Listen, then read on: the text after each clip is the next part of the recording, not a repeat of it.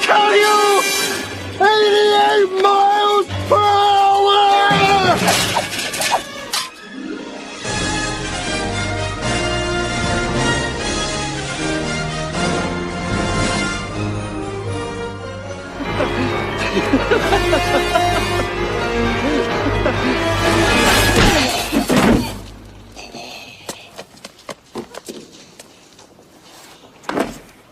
Are you okay?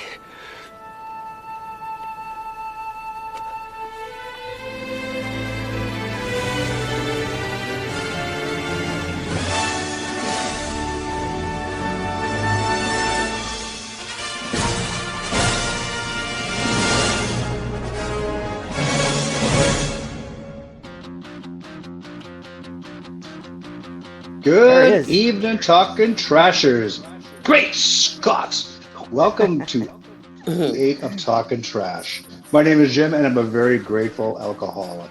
Hi, We have Jim. a great episode booked tonight on tap for you. It's going to be a roller coaster ride, so we got a great guest. We got Nicky D, and we got a couple of surprises.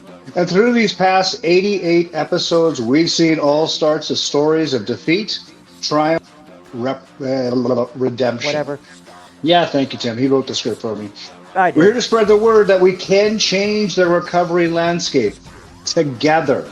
We tried and it didn't work. We need everybody on board, supporting one another to make this recovery thing work. It's just Facts. recovery is just and addiction. Yeah, Manny says it's just an effing word. Yep. Great thing about it, we're non-denominational. We're not talking about religion. We're talking about how we view recovery on the show. We're not NA, we're not AA. I'm an AA, but and great thing, we're not Bible thumpers. Although we support these things, there's no wrong way to recover, to letting this disease take you. We stress mental health, MAT.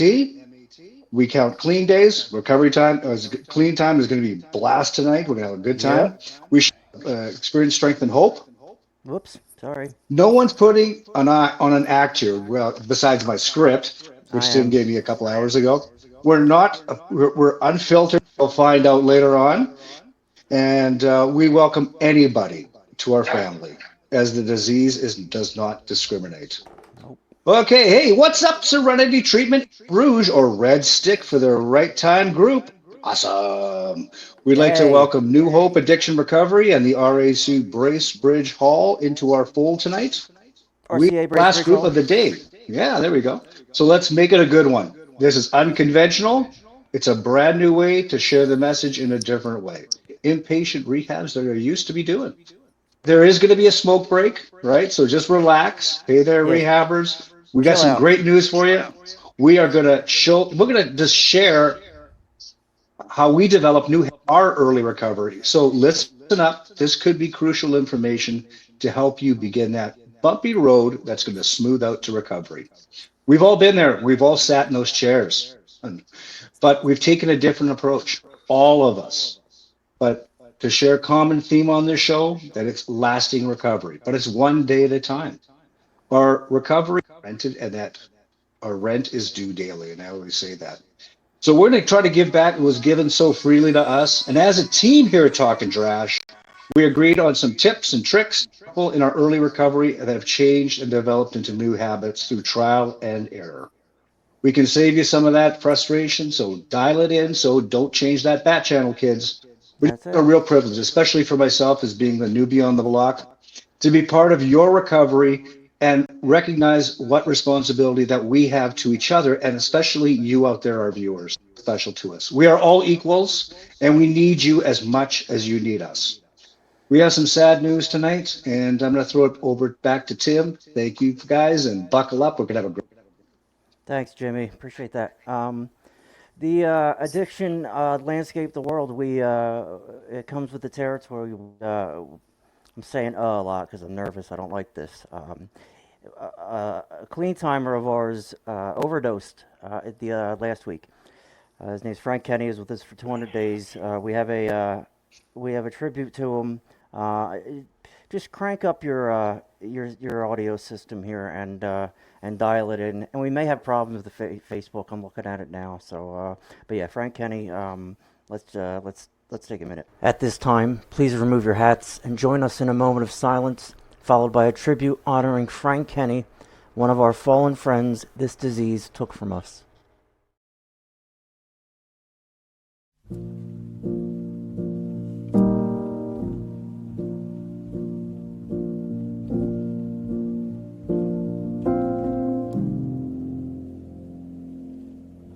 When you walk through a storm, hold your head up high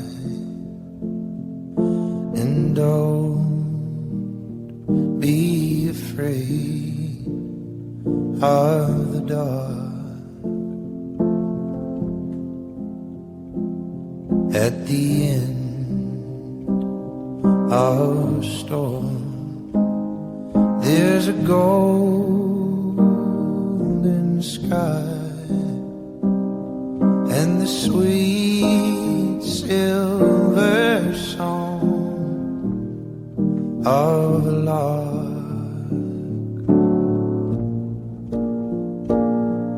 Walk on through the wind, walk on through the rain, though your dreams be tossed and blow.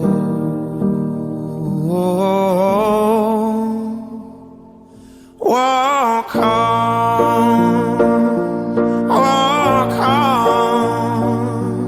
with hope in your heart, and you'll never walk alone,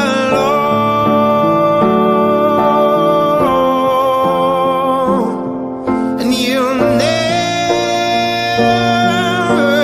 walk alone.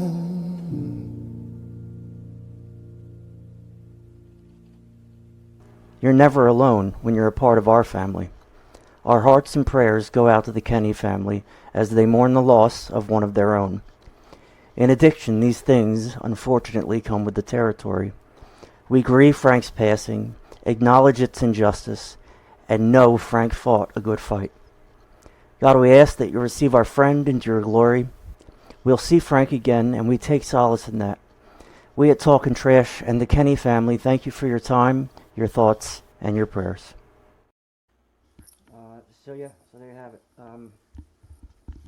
Happens, it sucks. It fucking sucks. I fixed Facebook, and that should be working now. So listen, here's the problem with this my friend Frank. He was a known addict. He was in recovery, clean, doing the right things, and he overdosed at the wrong place. If he overdosed at home, they would have been fine. He was somewhere else, I won't get into details, where they didn't have Narcan. All right, so this is an avoidable death. This is a relapse part of recovery kind of thing. Would he have figured it out after this? Would he have gotten burnt by touching the stove? So let me just, real quick, we're 10 minutes in here and everything's driving me nuts, but this is Narcan. It is a nasal spray. It's naloxone hydrochloride. The boxes come with 2. This is my advice. Get 2 boxes, because it took 4 to save my life. Took 3 on somebody I did, 2 on somebody else I did. So like Narcan is available anywhere. You can get it anywhere. So I guess I don't know if you have to pay. I'm pretty sure you have to pay for it at some places. If you can't afford it, if you need Narcan, just send me an email. I'll get you Narcan. We work with Elizabeth. She has Narcan. But there's national things out there for Narcan. Naloxoneforall.com. It's the same as nextdistro.org. They'll get you Narcan if you can't afford it. Flag down the local EMT guys when they're having coffee, asking for some Narcan. You save them a trip, So like, this is an avoidable thing, and it pisses. it's so frustrating because it's just it doesn't have to happen. Every household, unfortunately, these days should have Narcan. Fentanyl. Give you a little idea. Fentanyl is measured in micrograms, like Percocet is milligrams. Fentanyl is so granular that it's measured in micrograms. So think about, Hernando fucking cutting up your bags of heroin, and he slips a little more micrograms into a bag. Dunzo. No Narcan's going to pull you out of that. And there's some Narcan that won't work on some of this fentanyl. And a lot of this fentanyl has xylazine in it, whatever the fuck that is, some animal tranquilizer. So, I mean, stop doing drugs. I've heard that, but, we're here to just kind of help you get there. I don't know. Narcan is so important. Please get some Narcan. So that was a solemn way to start the show. That was a responsibility. So we're just going to keep it light. We have Nicky D in the house tonight. He's an OG of our show. We love him. He's a good time. And, we're just going to kind of go around, tell some stories, have a few laughs in Frank's honor, because, if you're laughing, you're not using. I can tell you that much. So, laughter is part of recovery. Way more than relapse is part of recovery. So we're going to go around the horn here and just check in with it.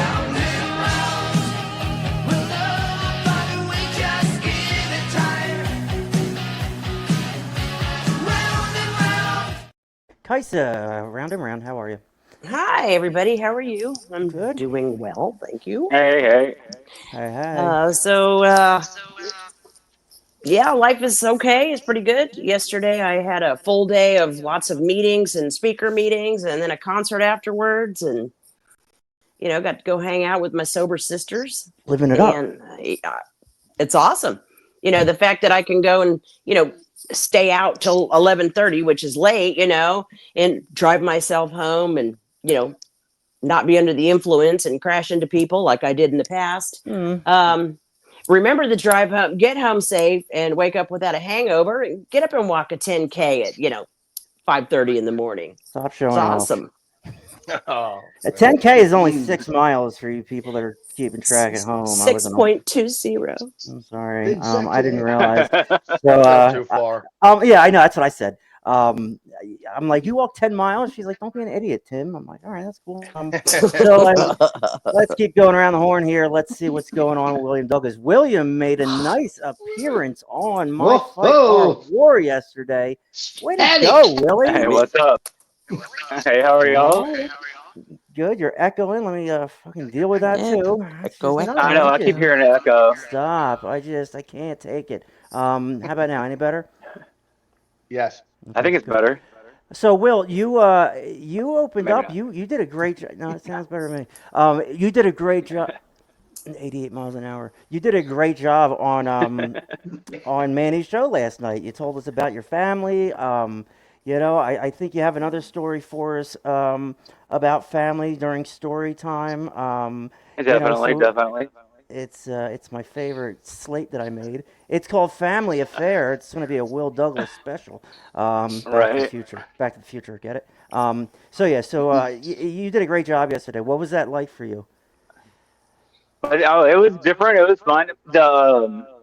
It's always upbeat. You don't know what's going to happen. So, being a upper person, that's kind of how I live my life, you never know which way you're going to go. You just go with it, and see how it ends up. Yeah. Well, I don't know, man. You just I got a lot of feedback. Oh, Will he's more than just a giggler in the background. That's important. It's very important. It brings a lot to the show. But a lot of people saw a side of you they liked, and you seem to be opened up. So whatever we're doing wrong on here that's keeping you from opening up, we'll have to figure that out because you jumped on his show. We're not doing nothing wrong. Look at me. So no, you're a staple in our organization. We love you. Appreciate that. Great job yesterday. Thank you. Let's see what's up with Jim Canadian Libel. Hi, Jim. I'm doing well. Good to see you. Yeah, Willie, you did a great job. I was appreciate it. I was listening to. I was coming back from Melville last night, and I'm like, holy crap! He was like, cut the string already. No, it's wild, man.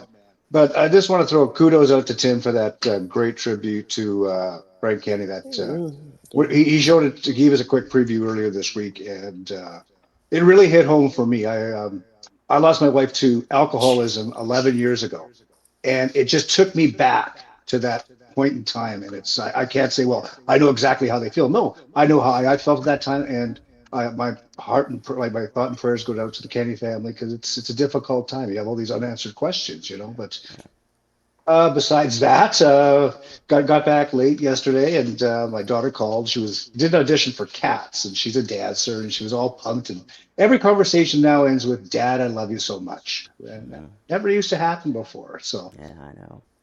thank you, recovery. Well, Jim, thank you for sharing that, because when you shared that to me, it made me feel like I felt that with you. Like I didn't sympathize, but I empathized. No, I didn't empathize, but I sympathized with you when you said that it made a difference, and it brought you back. And like it's my privilege that I get to do things like that. Making that video was the least fun I've ever had editing. I can tell you that much. But Well, and for our viewers out there, it's not just fentanyl or meth or cocaine. It's no, alcoholism. Your addiction yeah. will take you if not kept in check. So yeah, that really that was a real. I really appreciate that. So thank you, Tim.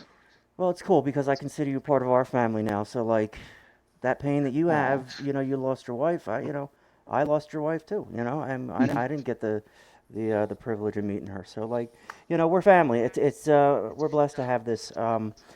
So let's bring on this guy. He's got a big beard. He thinks he's cool. His Shut up. Nicky D. How you doing? What's going on, buddy boy? Hey, nothing. Just chilling, just hanging out in Florida. I don't even know what day it is anymore, to be honest. It's all the same. Yeah.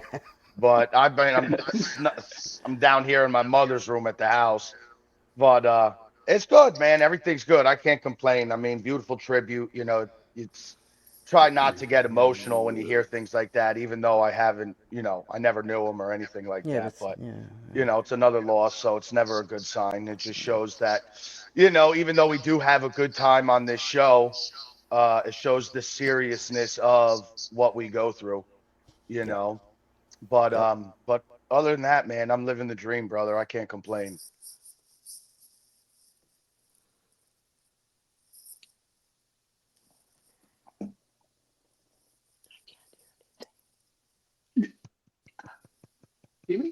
Timothy. I know. I'm trying to fix this goddamn thing. Hold on. How about now? We are so organized here. What a disaster! It's StreamYard. I pay for this fucking service. Anyway, maybe I'll turn my mic down. Maybe I'm too hot. So anyway, Nicky, Nick was part of our show when it started back in March or February or whatever last year. And we went separate ways, unfortunately, but we're gonna bring him back into the fold a little bit here. He's a character. Holy shit, is he a character? So we're happy to have Will here. We're happy to have Jim here, Kaisa, and Nicky D. It just feels fitting to have you back in the fold. Does everybody else hear the echo, or is it just me? Yeah, it's there. I'm just I'm tuning it out. Yeah. Mm-hmm. You guys talk amongst yourself. I'm gonna do stuff. You can take these headphones off and try to see that. Oh, never mind. Go ahead. Tell Jim. Go ahead. Tell one of your stories. One of my stories? Actually, okay. So it's funny because my kids were asking me we have a very now my daughters are asking me about when I was growing up and stuff. It took me back to how I really look back how my addictive personality started at 2 years old. I was, So we're at my mom's cousin's beach, and everybody's outside playing cards or whatever. And I, being this mischievous little shit that I was, I scurried and looked through my mom's purse, and I found some chocolate. So I ate the whole freaking bar. Great. It wasn't chocolate. X-lax. So they rushed me to this little town, and they had to use a hand pump my stomach. So to this day, if I see a doctor or anybody with a white coat on my desk, I just crawl the fucking roof. It's just So that's where my addictive personality really got a kickstart. It just kept on going from there. Yeah, that was a gooder. 2 years old. So thank God she didn't have any meth in her purse.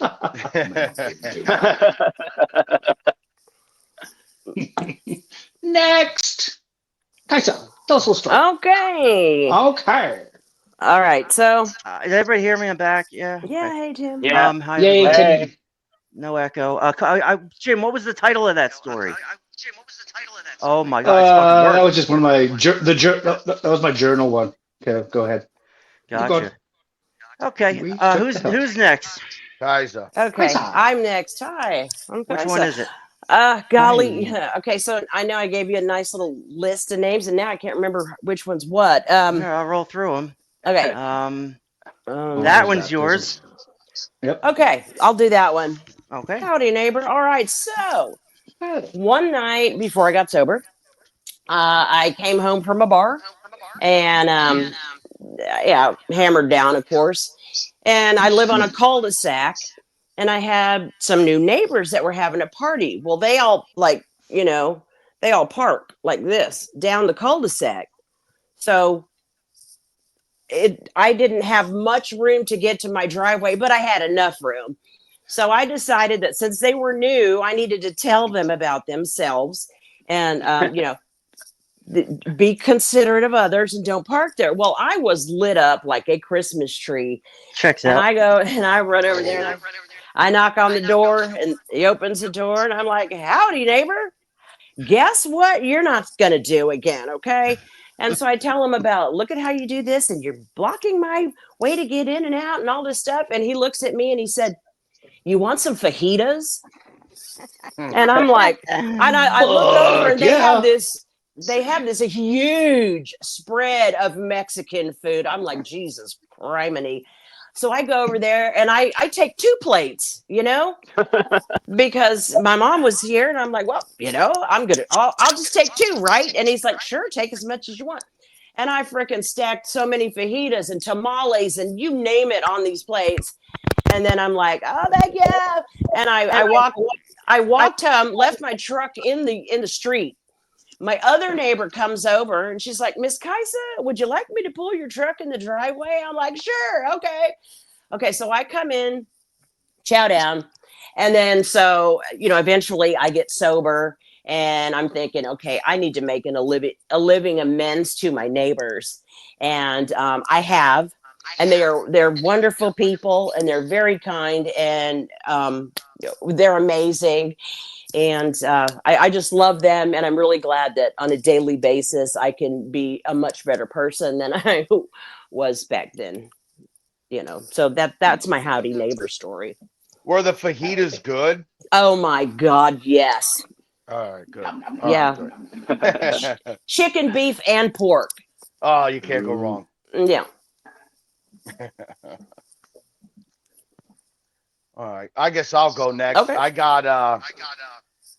I'm not exactly sure. Like when I was told about stories, of course, I'm like thinking about all these like scenarios with drugs and whatnot. But I think that my addiction back when I was younger, I used to love to steal. So I used to have I was a pretty Naughty Nicky. yeah, well, I wasn't always this angel that's here now, but Yeah. Don't choke on your halo. so I'm gonna go with like the neighbor theme. So I remember it was Halloween and me and this kid Dave were walking trick or treating with our pillow sacks with the candy. We had to be like 13, 12 maybe. So we're walking around and I remember somebody had like a bunch of soda in the front of their one garage. So like everybody's over here. So like I ran to the garage and I put 2 6-packs of Sprite in my bag, right? And then we keep going on. And like 5 minutes later, I totally forget that I put the soda cans in there. So this kid hits me with his bag of candy. And it's my buddy Dave. And I didn't know. So I turn around and I go to whip him in the head. And I forgot. I knocked the dude out. He just went flying. I knocked him out. And I'm like, they're like, oh my God, what are you doing? And I'm like, oh shit, I forgot I got 2 6-packs of Sprite in there. Oh, it was not good. I haven't thought about that story in like 10 years. Nice. I mean, It's We Tim can't talking hear again. Tim again. Yeah, can you? I don't know. Okay. Will, go ahead. Well, you go All ahead. right. Yep, We'll your figure turn, it All out. Will. right. So, actually, kind of leaving Las Vegas, but the first one is the first time I lived in Vegas. I went out there and I was working, doing everything I was supposed to. My dad lived out there, my brothers lived out there, and but I ended up I had a good job on the strip as a server.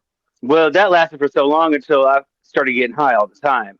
Well, of course, I went MIA, out there and hanging out and partying all the time. And my mom was like, I did not know that she was about to get on an airplane to come out there to get my ass to bring me back to Florida. Well, I decided on my own. I'm like, hey, I guess I'm ready to go. Go back to Florida. And I've been out there for like a year. So I had a friend that was going to ride with me back from Las Vegas, driving back to Florida.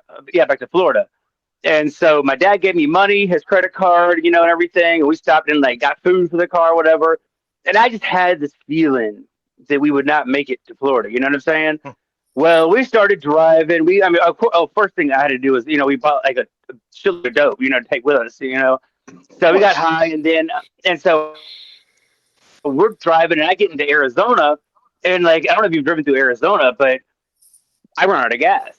And at an exit, the exit, you can go up the exit, and there's nothing there. There's there's a gated fence on one side with something way down the road, but there's nothing there. On that overpass bridge, it's just a road to get up to where that is, and you had no cell phone service or anything. And I was right there near the ramp, so no one could really see us. I was literally stuck there with my friend for about 2.5, 3 days before we were finally able to get. We were in the car, eating, sleeping, getting high, waiting for somebody to find us. Finally, someone came and gave us gas, and of course, my battery was dead because it was freezing. And finally, we were able to make it to the gas station, and then I called my mom, and so got a hotel room. But I was literally stuck in Arizona for about 4 days, thinking I was never getting out. I never did make it to Florida. Turned around, went back to Vegas. But yeah, that's my story. No, we can't hear you, Tim. He said, keep it rolling. Keep rolling. Okay. Keep it rolling. All right. Well, somebody bring up a topic. What do you got? Who's what's next? on your mind? Jim. Are you doing Jim. stories or? Oh, now we can't hear Jim. Jim, you're muted. Oh my God. No, now I'm unmuted. Okay, Tim, can I go? Yeah, go ahead. We are so organized. Okay, this is my baptism story. So my daughter, who's now 29, when she was born, we got English. My wife's parents are from England, so they came about a month later. And my father-in-law is like this typical Basil Fawlty type guy, just hilarious as hell. And so there was a pub just down my printing shop. And I would be a regular, but my father-in-law Phil became what the hell was his name? The guy from Cheers. What the hell was his name when he walked in all the time? Cliff. Anyway, Norm. So he was the norm. Every time Phil walked in, the whole bar would turn around and go, Phil. And I'm like, Jesus Christ! I've been coming here for 20 years. So anyway, long story short, we had a baptismal party at our house, and not to our knowledge, we were picking up a keg. Go figure. To this baptism, and we didn't know that the bishop supper. So my father-in-law and I were getting just pissed, and I'm driving home like a pirate, one hand down this icy streets. And we get home, and this was like 112 pint keg, like it was heavy. So we both got it's slippery than hell, and we both fall. The keg goes up in the air, and we both slide under the car. And the front door opens, and there's the bishop, my mother, my mother-in-law, my wife, my mother, my dad, and it's like, and he looks at me and goes, I think we're in a bit of a jam, lad. And I'm like, oh, no shit. Yeah, so, and it just continued, but we finished the entire night. Mostly because the bishop, he drank it all. I didn't have any. Shit. Yeah. Can anybody hear me? Yeah. Now we can hear you back. Woo! Thank God. What a fucking disaster. Hey, it's All the still recovery echoing. centers have changed channels. We're watching Bewitched now. So here, I have a theory. Hold on. You may turn off my headphones. I bet you won't hear the echo. Nope. Do we hear an echo now, ladies and gentlemen? Mm-mm. No. We don't hear an echo, do we?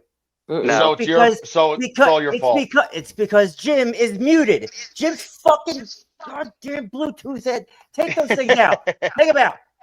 That's our echo. It took me. No. I went through. I almost brought out the Xboxes. There's an echo. Let me take care of that. That's Jim's muted. There goes the echo. So this has been going on for about 10 episodes. My troubleshooting should have started with. Well, he's back. My troubleshooting should have started with Jim. Yeah, I'm muting you because. Watch, ready? Something with Canada. Now I can hear Jim. that. Yeah, right, and we can all hear an echo too. Well, see, what I take out of this, I relate this to addiction, right? There's a problem, right? And we have to get through this. So the solution is don't get high, don't use, fix the problem, and everything is better. That's a great point, Nick. Let's talk a little bit, see if we still have an seen as echo. a learning experience. Better. Yep, there it is. It was you. I should have just started with you. Anyway, Facebook is down. That's back up. Users we're starting to get some traffic. All right, so let's. I don't know where we're at. What the hell's going on? We told our stories. Telling stories. All right, I got a story. Okay. This is my story. Run it. It is called The Guilty Hero. So little Timmy was delivering his packages one day in Lakewood, New Jersey, and I do a couple stops. I go down the road, and I see in my rearview mirror that there is just smoke billowing from this house down behind me. So I'm like, my hero instinct kicks in. You know what I mean? Because that's ingrained in me. I'm a hero. So do I sound good? I don't even know. Headsets. So you hear me okay? Yeah, you're fine. Yeah. So I hear this. So I grab my fire extinguisher and I run down there, and I try to put the blaze out. It's like the mulch in front of the house, and it's not doing anything. And this is a Hasidic Jewish community, so the crowd starts to, like they're all watching me run around. I go around the back of the house. I get a hose that's just not long enough. It's just about 10 feet short, right? So I stick my hand in it. Yeah, right. Tell me about it. So I stick I stick my thumb in it to make. That's what she said. To make it, squirt. And You are just walking into this. So I'm trying to put out my thumb is bleeding. I've cut all the way down to my bone with the ring of this fucking hose, and I get the fire down to where like I can see the front of the house now, and I go in and there's a little kid standing there in diapers. He goes, "Where's my mom?" I'm like, "I don't know. Where's your mom?" So I grab the kid. The fire's getting bad again. And I'm like, "Is there anybody else in here?" He's like, "My brother and sister." I'm like, "Oh my God, where are they?" You're like, "Upstairs." It's an infant, 3-year-old, and he's like a 5-year-old. So I got all three of them in my arms. I run out the front door. All the hairs burn off my arms. And all these Jews are watching me, just like it's entertainment while I save these 3 kids' lives. I walk out the front door. I put the kids down. My shoes are melted. My arm hair is gone. My eyebrows are singed. I'm burnt. I'm cut. I'm bleeding. And so the fire department holds me there. They want to talk to me about what's going on. And I'm sitting there. There's literally 100 Jewish people just standing around. And I'm like, where were the parents when this was all happening? That's the thing. Anyway, I won't get into that. So I get a bottle of Manischewitz and $20. Good deal. They hold me for an hour. I call my boss. I'm like, "Listen, I just put out a fire and saved a bunch of kids from a house." He's like, "How many stops you got left?" "Okay, yeah, I got about 130. He's like, "All right, you got to have to get going here." I'm like, "Okay, do you give a shit that I did this?" So it was great. Tim's the best, right? He's made the paper, dude saved lives. What a great guy. Here's the thing, and I'm just going to be honest about this. I think I started that fire. So like, there's no reason their mulch should have caught on fire, right?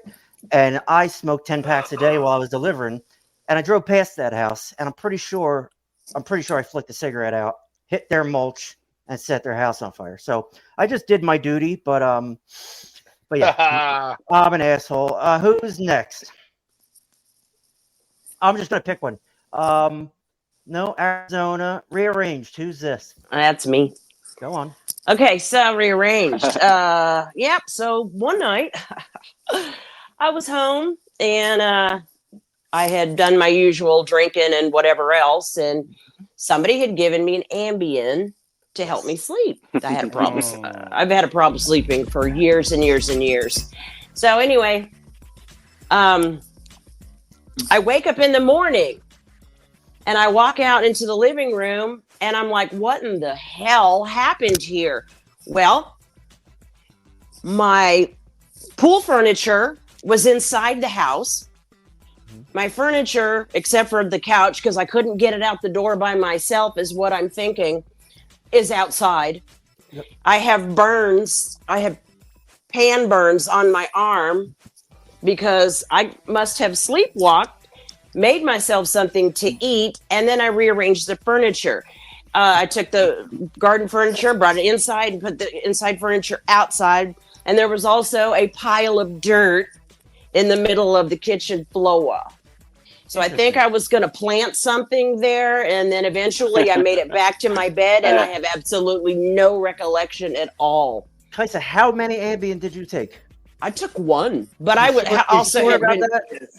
Yeah, I mean, my friend only gave me one, but I had also been drinking, excessively, and then taking other things, which I couldn't tell you what it was, but I promise I took something else, and then the Ambien on top of that. That reminds me of a time I was on Xanax, and I'm shopping at ShopRite, and I'm with my friend who's not messed up, and I remember flashes of him laughing, and I'm like laughing, and we're like doing stuff, and I'm checking out. And they're like, that's $475.98. And I'm like, whoa, okay, I'm sober for a second here. Why is it $400? I give a credit card, go back to my apartment. I wake up the next day. There's plants. All my light bulbs have been changed to party bulbs. They're all green and blue. And I don't know. It's just that was my Xanax story. So yeah, very similar. I get that. Will, what's your family affair? All right, so another story of leaving Las Vegas. So when my dad decided he was moving back here to Georgia, and I was living with him at the time too. So we decided to get a pod and pack up the pod, and we were going to take our time driving back across country. And of course, so I ran to our dude, and we got like an ounce of weed, and then I went over to the head shop and got a WD-40 can. We could unscrew the bottom up, Yeah. And we put like half of it in there, and we leave, and like I have my bowl and whatever on my side of the car. He has his, We stopped in Texas, where like on 10, because there's supposed to be like a really bad storm up in Oklahoma. And I remember you could see Juarez from like where we're eating at Cracker Barrel. So we leave there, and like nice and high, driving, whatever. We're both hitting the pipe. And my dad was talking to me, telling me a story about how when he was the only time he'd ever been searched by a search dog. Well, of course, he had to say that, So we're going down 10, and then all of a sudden, my dad's like, "What's that?" Can't be a way station. I'm at maybe a way. No, that ain't a way station. He's like, "Well, what do we do?" I'm like, "Here's your fucking pipe." You know what I mean? There's nothing you can do. We pull up, and then like before we could even stop, the border patrol guy told us to go over there and park, So we get out of the car, and so my dad's like he's a total stoner. Like he's like little, he go to the Army Navy surplus store and get those little matchstick like containers, where like waterproof, and he'd keep weed in there. I mean, like everywhere. Every time the would go through the car, he would find like a little bit more. And finally, he was like, "If I find weed one more time, I'm about to strip the whole entire car." So anyhow, they didn't find the WD-40 can that said $14.99 on it that had a half ounce in there, but they found the rest of it. But they put us in a holding cell in the middle of the highway for 4 hours so we could wait on the state patrol to come. And all they did was give him a paraphernalia ticket, but still, we both got handcuffed and fingerprinted. And I was on first offender's probation at the time, so my dad's like, "Oh, it's all mine," But we both had to sit in the middle cell. No one knew where we.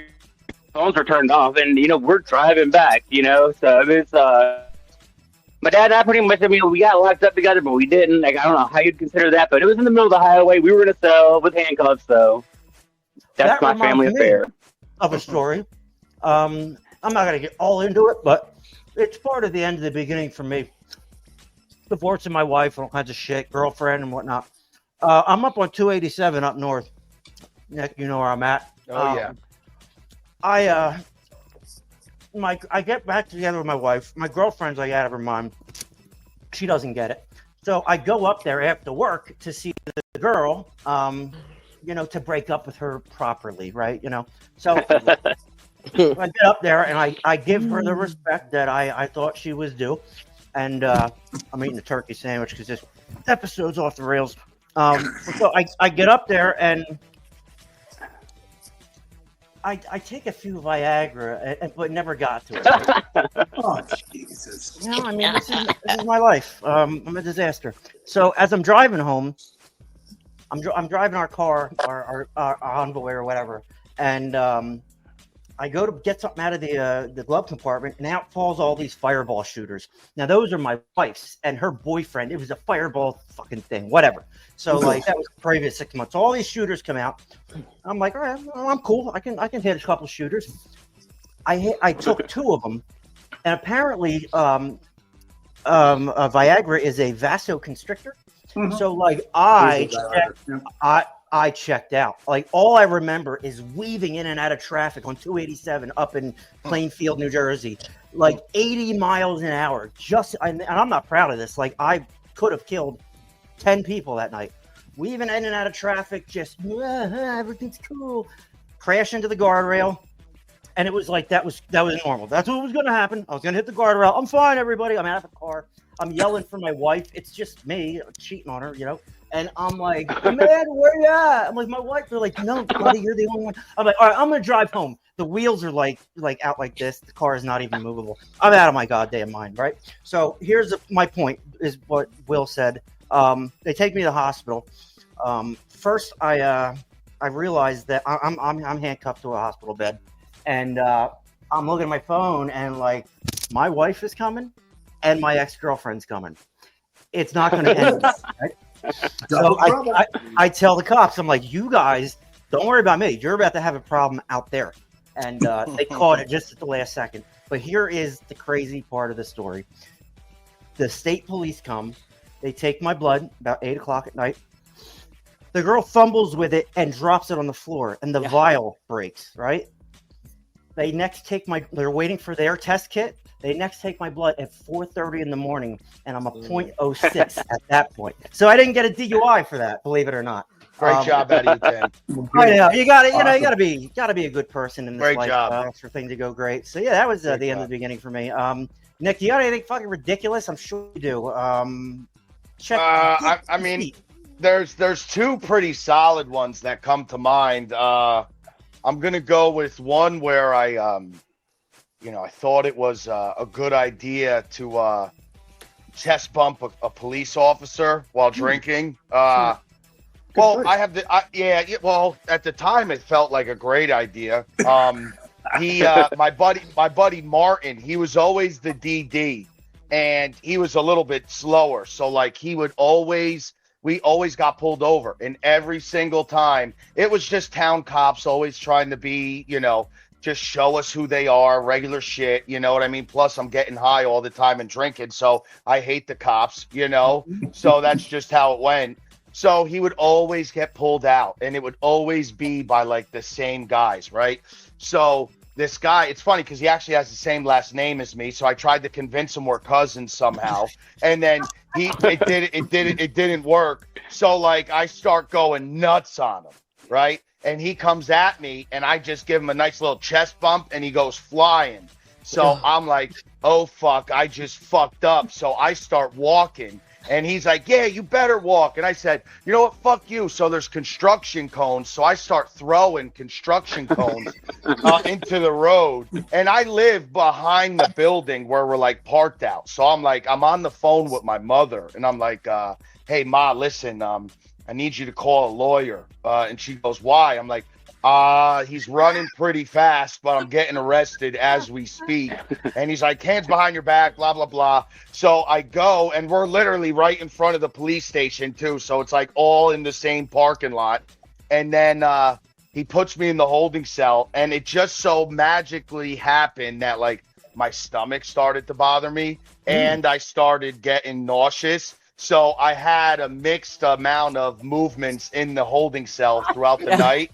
So he started he started talking like all this shit, and I felt bad. I'm like, I don't want to take a shit and then or throw up, and I'm like, you know what? Screw this guy. I threw up all over the cell, all shit all over into the You are bathroom. disgusting. And it was a bad point in my life at that very moment, you know. Oh, really? I'm like, yeah, I'm like, dude, I was on the phone with my mom. You couldn't wait a minute, like at least let you know. Said that's so embarrassing, blaming the cop and all that. But it was a small police station, so I know they felt the impact of my decisions throughout the night. Yep. So I also got 3 charges of disorderly conduct, but you know that went away after 10 years. No big deal. Yeah, no sweat.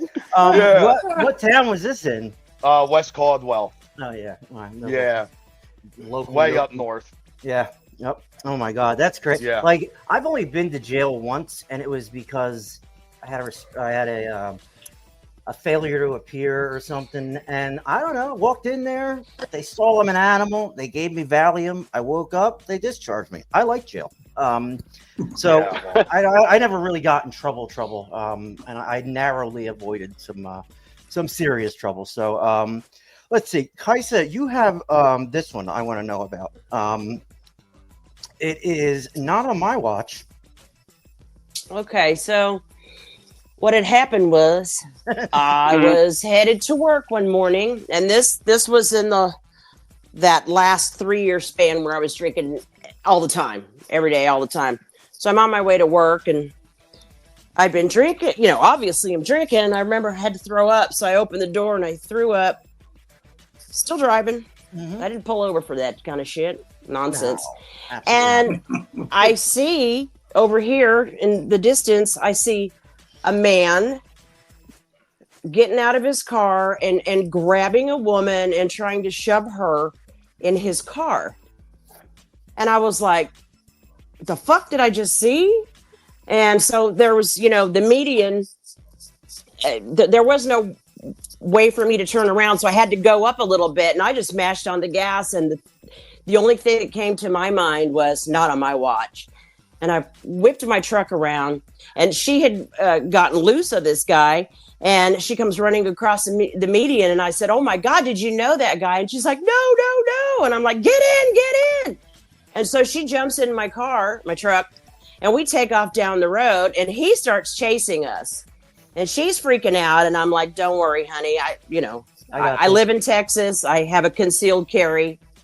Don't worry, because if I have to use deadly force, I will. I don't want to, but I will."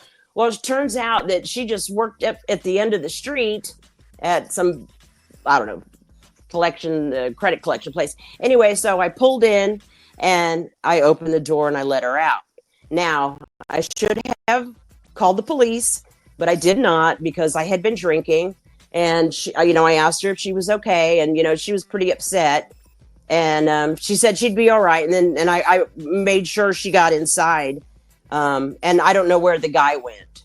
But then I had to turn back around and go back the same way so I could go to work. But I didn't see him then. Unbelievable. Not that I'm a story one-upper, but you're just triggering things in my mind. Everybody. Yeah. This whole thing's been like that. Yeah. So two things that you talked about. One was you don't stop for throwing up. Well, I was driving on the Parkway, and I was snorting Oxycontin up my nose just as much as I get up there, and I'm just like stuffed up. I'm like, I can't get more up there. I'm doing 75 miles an hour, and I sneeze, and I got a handful of Oxycontin snot. So obviously, what do I do? A, do I wipe it off? Hell B, no. Do I eat it? Or Eat C, it. do I eat it? I eat it. So Good for you. there's that, and then there's a time my kids will tell you about this one. We go to 7-Eleven in Brick Township, New Jersey, and the 7-Eleven right next to it's the Arrowhead, the bar, and I'm just getting cigarettes or something, and they're old enough to sit in the back, lock the car, it's fine. And I get out, and my daughter's like, "Dad," and she points over, and some guy is beating on a girl outside the bar. I'm like, all right. I'm on the phone with 911 as I'm walking over there. My kids are watching from the car. I get the guy off her, and he continues to beat the shit out of me for about 15 minutes. So I got the living fuck kicked out of me instead of this girl. So my kids are watching in horror from the back seat while their father's getting the hell beat out of them, and the woman gets away. So anyway, that's it. I'm a hero. You know what I mean? I save lives. You're a real life superhero, real life daredevil. You Yeah, are. I You know can't that? help it. It's in my blood. You know what I mean? It's funny. Marlon Russo. I gotta stop. But Marlon Russo just jumped on. A friend of mine from UPS, and he ran over somebody on a bicycle after his shift, and I was there.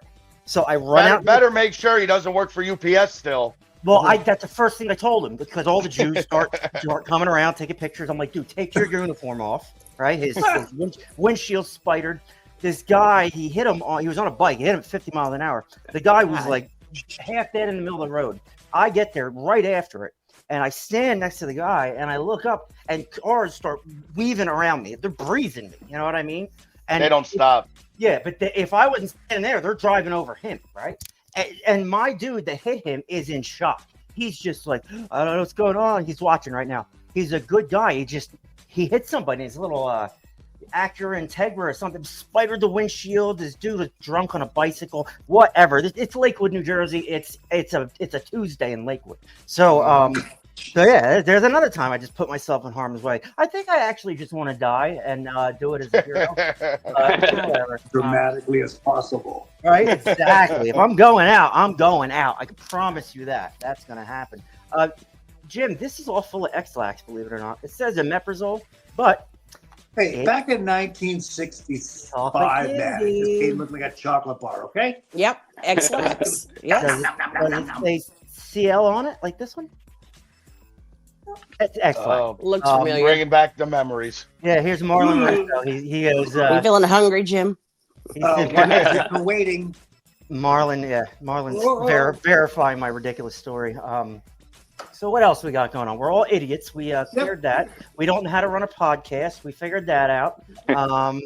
What else we got going on? I don't know, do something different. Read Daily Reflections. The Daily Refraction? Yeah, we might as well. Bring her on. Jim, do you think you can do it without destroying the entire program? That'd be helpful. All right. Yeah, I love it. All right, kids, here's your Daily Refraction. All righty. For March the 2nd, 2025. Do not be discouraged. From Alcoholics Anonymous, page 60. That was a short one. Yeah. Yeah. Few experiences are of less value to me than fast sobriety. Too many times, discouragement has been the bonus for unrealistic expectation, not to mention self-pity or fatigue from my wanting to change the world by the weekend. No kidding. Discouragement is a warning sign that I may have wandered across the God line. The secret of fulfilling my potential is the acknowledging my limitations and believing that time is a gift, not a threat. Hope is the key that unlocks the door of discouragement. The program promised me that if I do not pick up that first drink today, I will always have hope. Having come to believe that I keep what I share, every time I encourage, I receive courage. It is with others that, with the grace of God and the fellowship of AA, I trudge that road of happy destiny. May I always remember that the power within me is far greater than the fear before me. May I always have patience, for I am on that right road. Daily Refractions. Always hits home. Always hits home. You know what I mean? It's what it's all about. That's a pretty sweet. Yeah. Okay. So let's see here. We were going to talk. Tyson wanted to talk about early in recovery, even like people that are probably not sitting in the rehabs anymore. But when we're in rehab, like is there any like habits? How do we develop new habits? We have all these terrible old habits that we now have to, in recovery, stop doing. We need to figure out new ways to live, right?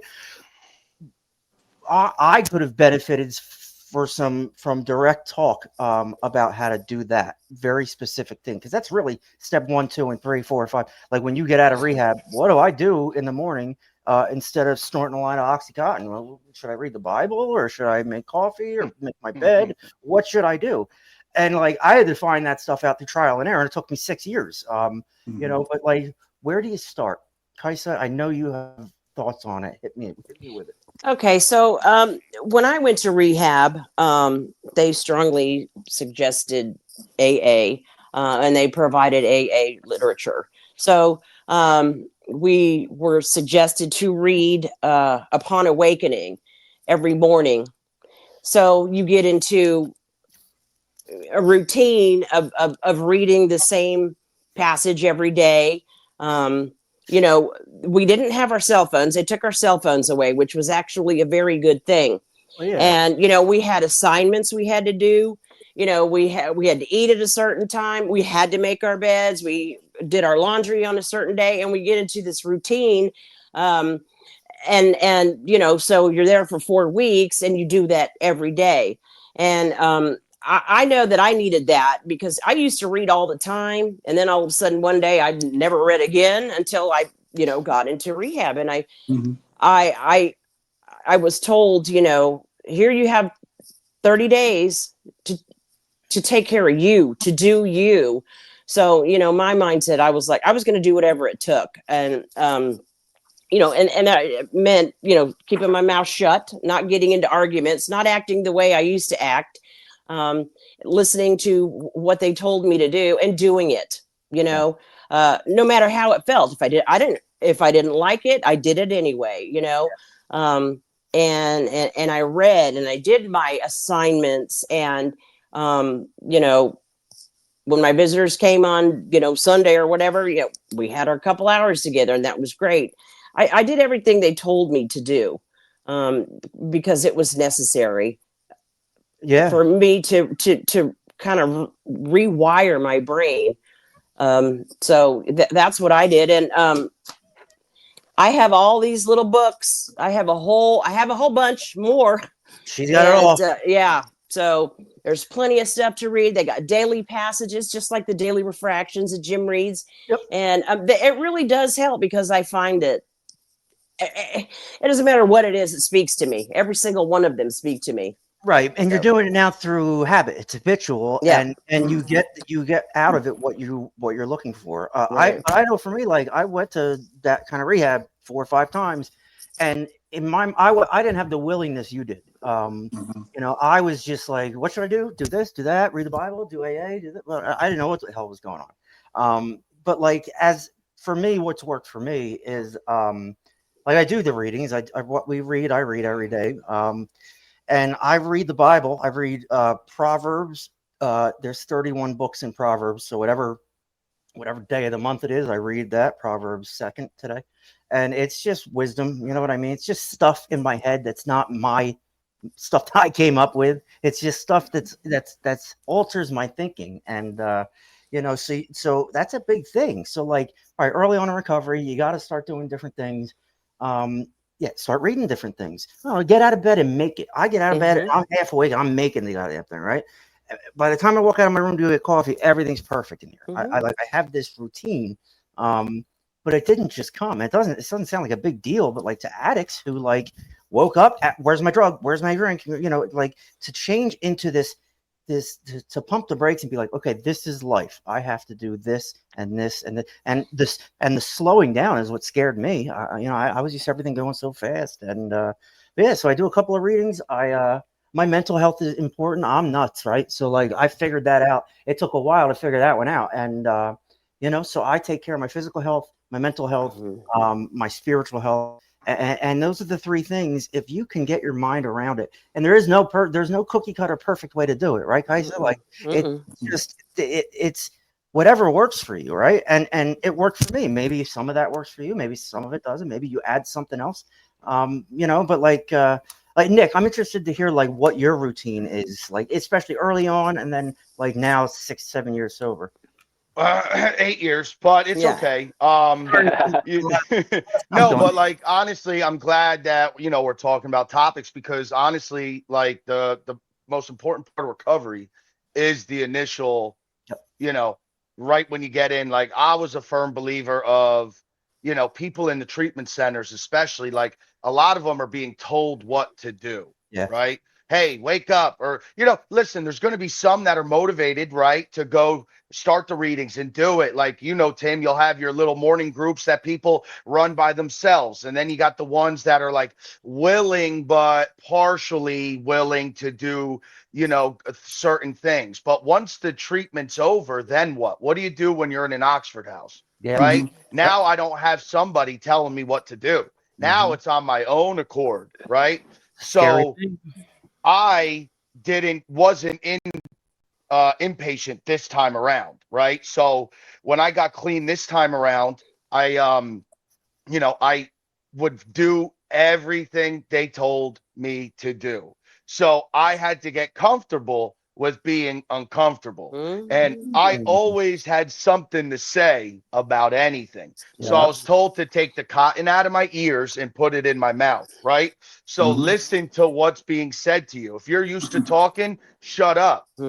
Just listen. So 90 meetings in 90 days. It's there to build a routine for you to get used to things, right? So I got my phone back, right? And I would have like a motivational thing sent to me every morning at 8:00. So I would wake up to something motivational. And even though it took me a minute to find my higher power and do what needed to be done, I would get down and pray. Whether it worked, whether it didn't, I did it. And then I would go to a 12:00 AA meeting. And then at nighttime, I would go to an NA meeting.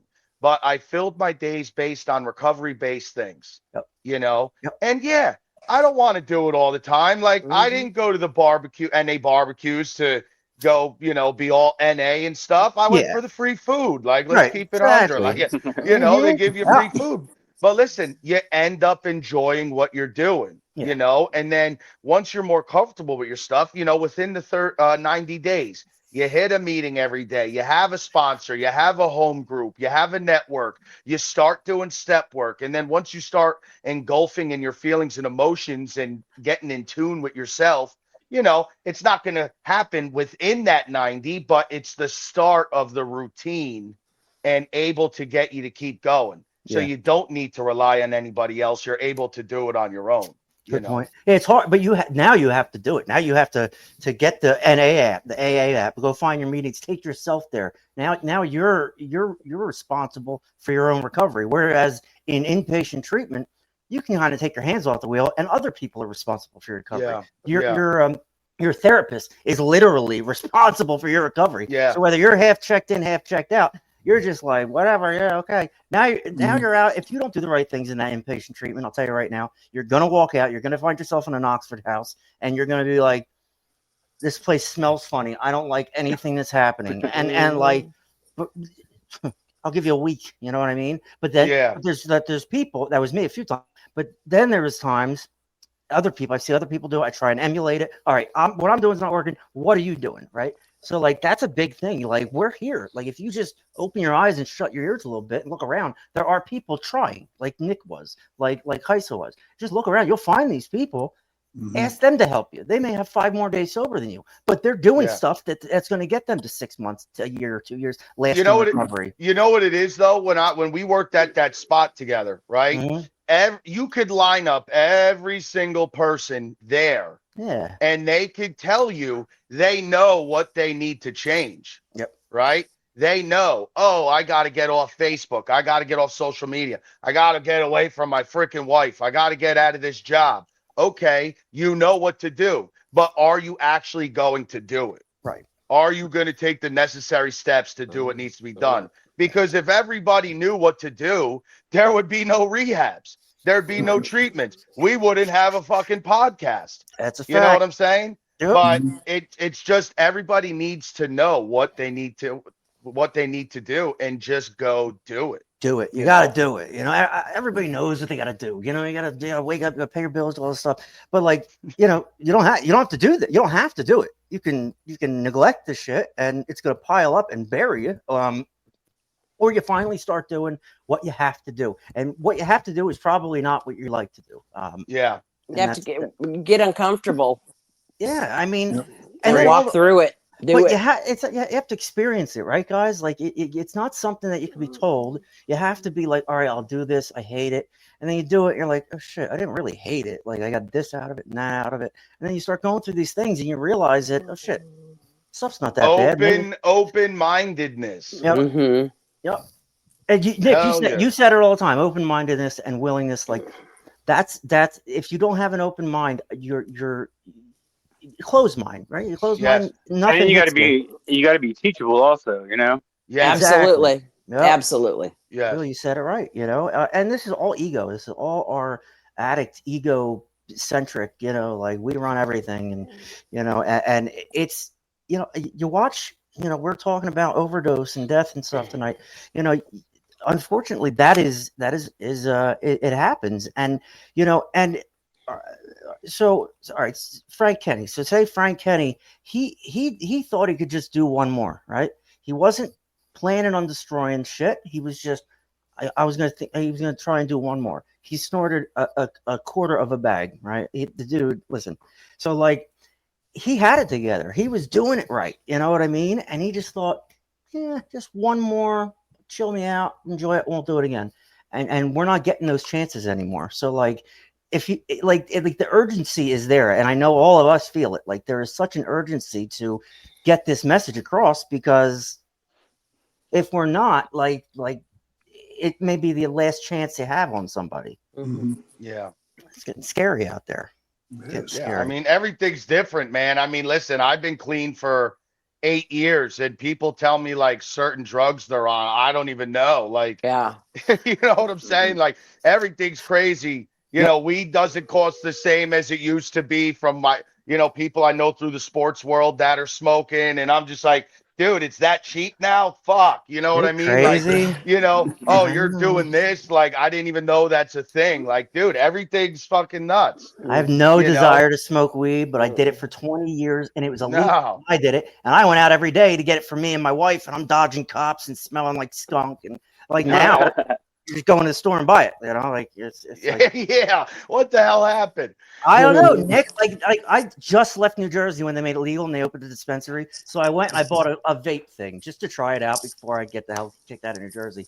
And I'm like, this is crazy. I just spent $30 on like, and what I like about the dispensaries is what you're getting every week. Like that's the kind. It's controlled. Me, I was getting like one week I'm nodding out from my pot. The next week I'm itchy, and I think I can see somebody over here. So like every week I'm getting something different. I mean, god damn, I missed the curve, man. I grew up in ecstasy, fucking Oxycontin world. Man, if I grew up now, I'd be chill. I wouldn't be an addict. I'd be fine.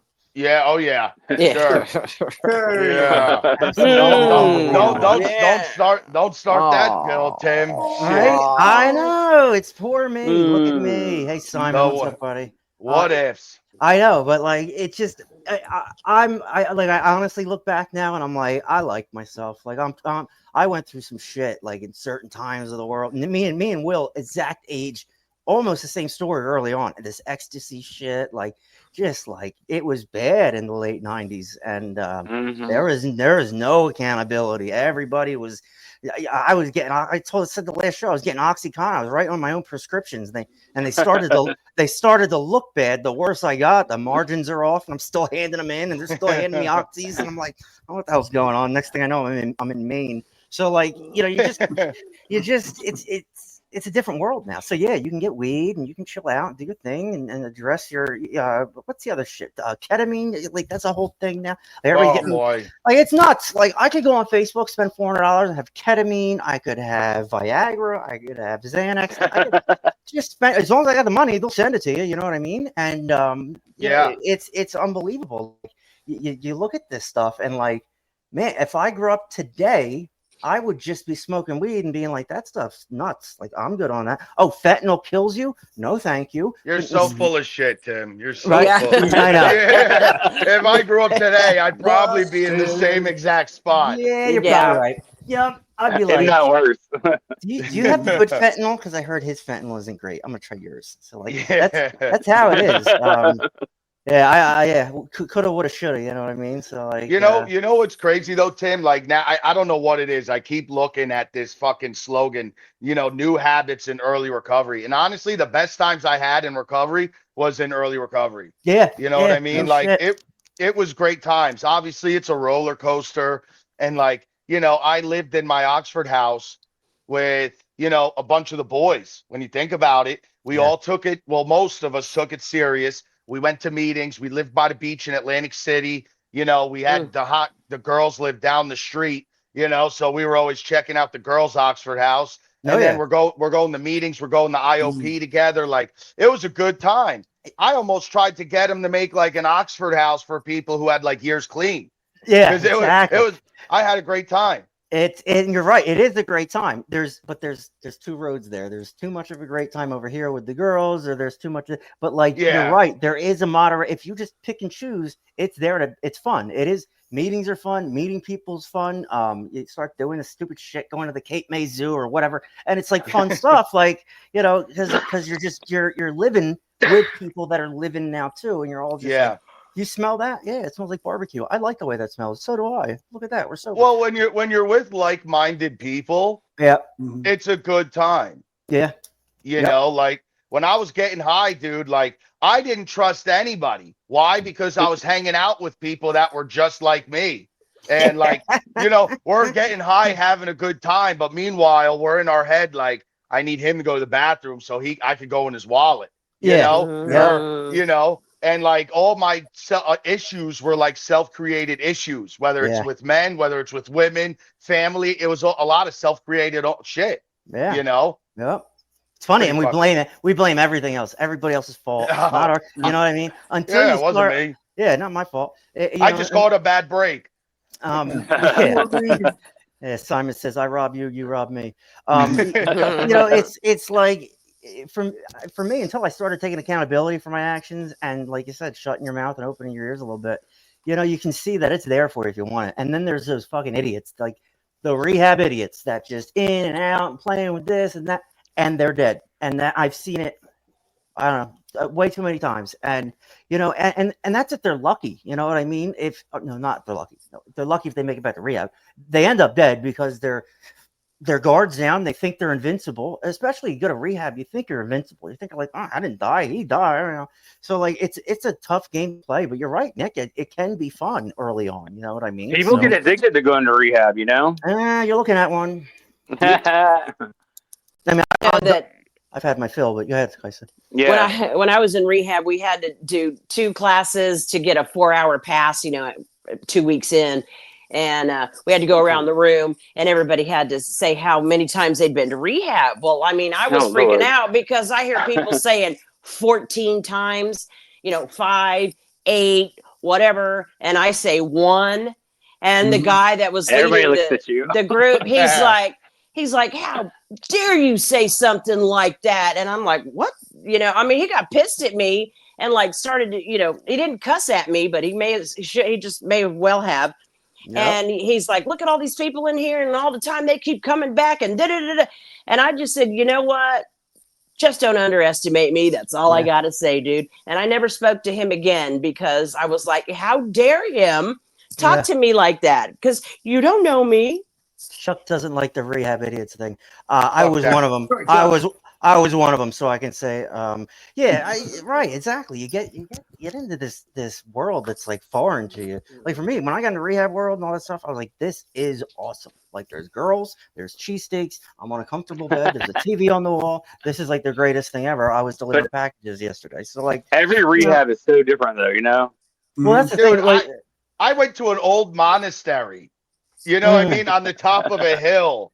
And it was like dead winter. And then the rehab that we worked at, you would have thought you were at a 5-star fucking resort, dude. Yeah, yep, exactly. It's insane. It's insane. Yep. I went to everybody knows I went to Maine, my first rehab at 19 years old. It was no rehab. It was a work camp for people that families in the world didn't want them anymore.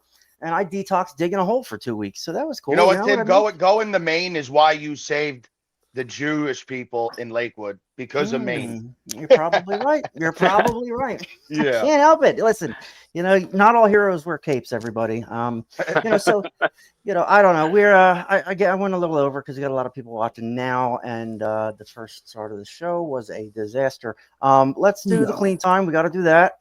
Kaisa will take over, and we'll give her a little room to breathe while she does the clean time. Yay! Well, it's that time. It is clean time. What is clean time, you ask? Well, glad you asked, because I'm going to tell you. Clean time is the amount of days or years that you've been clean and sober. We're a family here on T-Dubs, so let's get into our clean time segment. Mitch Callum, sorry, 38 days. Ella Schaefer, 44 days. Matthew D, 45 days. Go, Matthew. And LaRonda Shirley, 61 days. Corbin T. Johnson, 69 days. Go, Corbin. Seymour Butts, 70 days. Misty Hayes, 80 days. Good job. Misty Hayes. Deborah H., I can't see, 86 days. 86. Daisy McLean, 102 days. Jeanette Ara, 103 days. James Cobb, 116 days. Dustin Wells, 123 days. Tara Dixon, she's got 126 days. Clean toes. Timothy F, 126 days. Go Tim. Jason D, 148 days. Bridget Shiaz, 150 days. EW, 154 days. He does. Haley McDermott, 163 days. Go Haley. Skylar S, 164 days. Yay. David McDowell, 184. Valencia K, 189 days. They're quick. These are quick. Vanessa M, 209 days. Sorry, all of them. Edward, Monty Fonnie, 218 days. Alex Tree, 220 days. Hi, Alex. Justin J, 222 days. Daniel G, 227 days. Michaela Booker, 249 days. Good job. David D, 259 days. AJ Hamilton, 262 days. Steve W. Croyke, 279 days. Tony J, 284 days. Wow, these are quick. Maria Escalada, 292 days. 300. Jen Magner, 300 days. Go, Jen. Jared Black, 305 days. Oh. Mandy G, Kissy, 351 days. Lauren. Go, girl. Jamie Michelle, 358 days. Deshaun Booker, 373 days. Desiree Murphy, Hong Kong, 393 days. Ricky McGregor, 394 days. Cassie Spencer, 407 days. ADM, 438 days. Greg Lippa, 464 days. Good job, buddy. Ronnie J, our friend, 477 days. Colby J, 478 days. Good job, baby. Will. Will, 500 Woo! Timmy, 606 days. Jimmy Leibel, 3 years. Amelia Quattro, 3 years. Good job. April Pritchard, 3 years. Go, April. Go, April. Jeffrey S, 3 years. Go, Jeffrey. Go, Jeffrey. Tyler Brandon, 4 years. Stella Montez, 4 years. Good job. Ron Manny, he's got 8 years. Oh, he doesn't. Oh, there's Kaisa. Keisha, what the hell? Simon Frost, 6 years. Tina C, 8 years. Go, Tina, that's our girl. And there's our Nick, 8 years. You go, Nick. Oh shit. Neil K, 13 years. Good job, buddy. Ryan K, 26 blessed years. Most important person in the room. That'd be the newcomer, Ricky DeMarco, 9 days. Anthony Seals, 15 days. Welcome back. Welcome back. Michelle D, 20 days. You go, girl. Girl, Alex M, 29 days. back on the horse.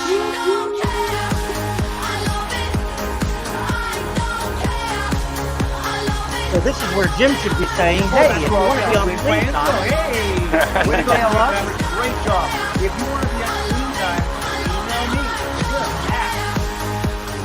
me. nobody can hear you. Yeah, right? Anyway, Yeah, just send me a freaking email. I'll put you on. Hit us up on those socials: Facebook, Instagram, TikTok, YouTube. Carrier pigeon. Come on, get on down that car wash. all right, forget it. I can't. Oh my God, this guy. That's crazy. The air thin up in the fucking So vagina. email is Jim at dash All right. cast dot. Well, that all checks out when exactly your how it cards should and have for letters. tonight. Oh my God. Okay, Just I did as a we quick scripted. tabulation here, kids. That's Unbelievable. Filling the shoes. 125.7 years of sobriety in our Say it clean time. again. 125.72 years of sobriety in clean time tonight. Hell A yeah. lot. There you Yeah. go, kids. We It usually can be have done one day at a time. So keep coming back, kids. 10. So with Nick, we're pushing 2 decades here. Oh, Yeah? no, I put him in there. I Oh, put him? Hell No, yeah. I'm talking about our panel, our team. We Oh, have I know, about I know. But we have about a decade. Nicky's in there. Yeah, that's a I put- lot okay. of. You think I want to mess with that mofo? No No, way. he'll kill you. He He'll will come No, out kill with you. that no, monitor no, and no, kick my ass. So this is fun. I prepped for this whole episode so Yeah, much, good and job. it just fell apart. Oh yeah, Jim. Okay. So I'm not really mad at you, Jim, for destroying the entire show. Oh, really? No. So it was so funny. I couldn't figure out the audio. I'm checking I'm trying on my headsets from my Xbox. I'm like doing everything except for muting Jim. I should have known. All right, so let's readjust for today. Get the hell out of here. Oh, did I say the guests that are coming up? Or Yes, No, you go did. ahead. Do it again. Do it again. I don't think I did it yet. Yeah, you did. You did it beforehand, I thought. Oh, you did. Yeah, Yeah, you did it I thought I beforehand. did it beforehand. Okay. Whatever. Do it again. All right. Do All it right. again. Next week is Richie Valenti. He's an animal. He's a good time. March 9th. That's next Sunday. 2 Sundays from now is Manny Vitale. 5 years. Yep. Or what's his name? His thing. Or My fight, Or war. our war. Manny Vitale. Lauren Emmett. Sweet girl. She's a sweetheart. She really is. I love her to death. Adorable. Warrior. Absolutely adorable. And Isabella Jennings, new friend, is going to be on the show, sharing her experience, strength, and hope. This is part of the time where we read just for today. And Will Douglas does that for us. So, Will, would you like to I got read you. just for today? Sure. Success. Any form of success was frightening and unfamiliar. Before coming to recovery, few of us had much experience with success. Every attempt to stop using in our own hand ended in failure. We had begun to give up hope or finding any relief from active addiction. We had grown accustomed to failure, thinking it was just part. Yep. Uh-huh. Checks out. Next page. Right.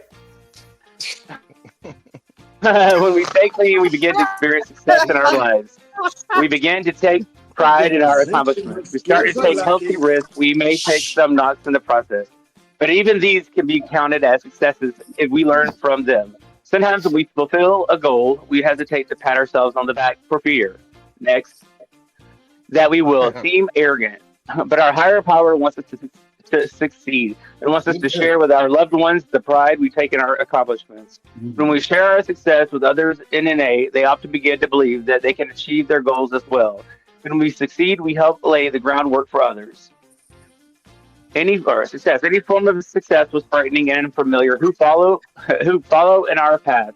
Just What for are you today, reading? I don't know. I will take time to savor my success. I will share my victories in attitude or gratitude. Well, that checks out. Went perfect. Listen, I love you guys. You guys are just we went long just because the show's a disaster and I'm gonna have to cut it up and do all that. But You got to cut it. 5 It was- people donating an hour It and a was half. a miracle. It was a miracle. You got 5 people donating an hour and a half of their time to see how tired Nicky is. Look at how Oh, look tired. at him. Aw, oh, Nicky's sleepy. Yeah. We did what we could. We got a good amount of people watching. So so that's really it. One thing, my brother-in-law is an insane person. Just stay away from him if you see him come up on your screen. He's a bad guy. Assholer. Let's see what else. I think that's it. So we're gonna clear this out with a little fun thing, a little something maybe can Manny Vitale says, "Hey there, everyone. Love you guys, and Nick, thanks for being on the show. Thanks, Nanny. We love you too." Thanks, So buddy. we're gonna end it with a little bit something different for episode 88. The guy that played Tannen, right, from the movie, he did something later on in life where he sang a parody song. So that's gonna end this out here as a little laughter, a little levity to end the episode. Thanks everybody, and we'll see you on Wednesday. Keep coming back, team.